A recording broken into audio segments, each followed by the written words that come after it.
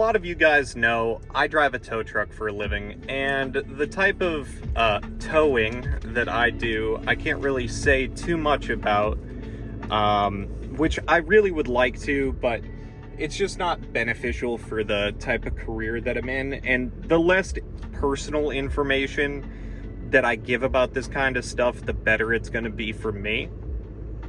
But long story short, I was at the beach, and I was parking my truck, and I was about to walk onto the beach, and I had seen a black quad cab tow truck.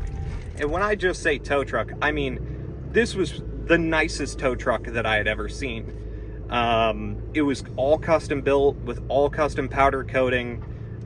It was a limited edition Ford, and I mean the thing was just downright gorgeous. And I watched the thing kind of creep around for a little bit, and I was like, I wonder if he's going to tow me. And then he dropped the boom, and I saw him back up at like 30 miles an hour. Dude was hauling ass. And then he hooked this car, dragged it out of the parking spot, hooked it from the front, and drove away. And I kind of fell in love with it. I was like, I need to do this. Like, this is what I want to do. So there was a phone number on the door of the truck, and I ended up calling that phone number every single day. And the owner of the company, you know, he was kind of giving me the runaround. He really didn't want to listen to some 20-year-old kid beg for a job because, you know, when you have tow trucks like that and you run that kind of business, you have people hit you up all the time begging for work, and younger people probably aren't your go-to. Well, one day he finally said, all right, kid, stop blowing up my phone, come in for an interview. So I show up the next day for an interview, and the owner of the company blows me off. He's not there, but the manager was there. And I ended up sitting down with the manager for about an hour and a half, laughing, joking, having a great time. And the manager called the boss, and at this time another driver had come in for night shift for the shift change. And that driver and the manager called the owner of the company, and they said, if you don't hire this kid right now, we both quit. And the owner was dumbfounded by this. He was like, I'm sorry, you guys what? Like, you guys quit?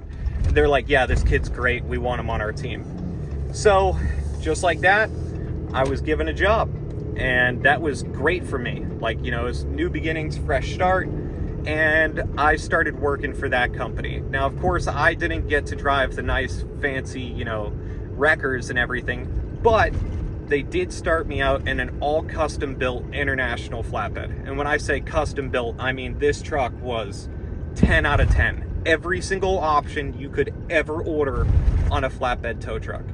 And the owner had me working at night, and I would drive all over the state of Florida. I was driving from Miami to Tampa to Jacksonville. I was going up as far as North Carolina, Georgia. He had me driving absolutely everywhere, and I fell in love with this kind of work. And then eventually we started to move on to, like, he put me in a wrecker. He gave me a custom built Dodge 5500 with a single cab, auto grip, stiff legs, frame forks, two 20,000 pound winches with synthetic cable. Truck was absolutely gorgeous. And I had worked for that company for a long time. Me and the owner ended up becoming good friends. I was going over his house to eat all the time. He treated me like I was one of his kids. You know, it was a great time. And I ended up bringing my dad on for a little bit because I needed help. I was transporting 400 trucks from Miami to Orlando. And I loved that company. I never wanted to quit, never wanted to leave. And sadly, it came to a very disruptive end. One day, I was driving my personal truck, and I had seen every single tow truck at a gas station. And I had seen some of our wreckers loaded onto the back of our own flatbeds. So I drove into the gas station, and I was like, what the fuck is going on? Like, why is my wrecker here? No one's supposed to touch my truck. And it turns out that it was a repossession company. And they had repossessed all of our tow trucks, except for the last couple. Well, I was absolutely devastated by this, and I didn't know what to do. I should also mention at this time that I had turned 21 years old, and my parents, they had gone home. And they live about 1,300 miles from where I was staying. So, and that was the first time I'd been that far away from my parents. I had rent to pay, I had insurance, you know, all the life stuff. And I just found out overnight that I'd lost my job. So, I went to the company that I was working for, and we had 4 tow trucks left.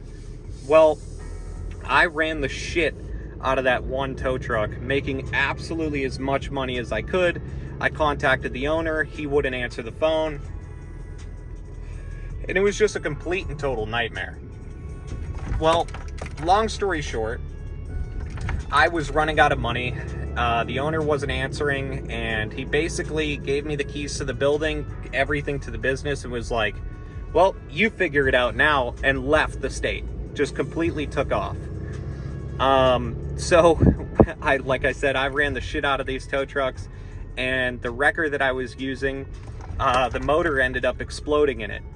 And I was really devastated at this point, because I was actually making some good money for a little while there working for myself. I mean, he had taken off, you know, at that rate, all the profits and all the fuel costs and all that stuff was on me. And, you know, I loved it.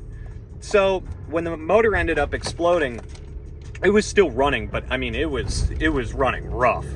I had contacted the company that had repoed all of our other trucks, and I was like, hey, I know the tow truck that I'm driving every day you guys are looking for, which probably wasn't my proudest moment, but you know, you got to do what you got to do to pay the bills.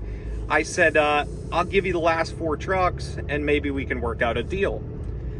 So I ended up meeting up with the owner of the company. I ended up driving the truck that was up for repossession to this company and parked it in their yard. And I said, don't trap me in your yard now, because I'm going to leave with this truck that's up for repossession. And they said, we won't. They said, but we want to give you a job interview. And we'll give you our trust, because we'll even let you leave with this truck that is up for repossession. I said, okay, let's see how this works. I fully figured they were going to shut the gate behind me and I was going to be fucked. I was going to be stuck 45 minutes from where my house was with a tow truck that's up for repossession, and now I just drove it straight into the yard. But this was like a test thing. This was just to see, you know what I mean? The motor was blown up in the truck anyways. Who gives a fuck?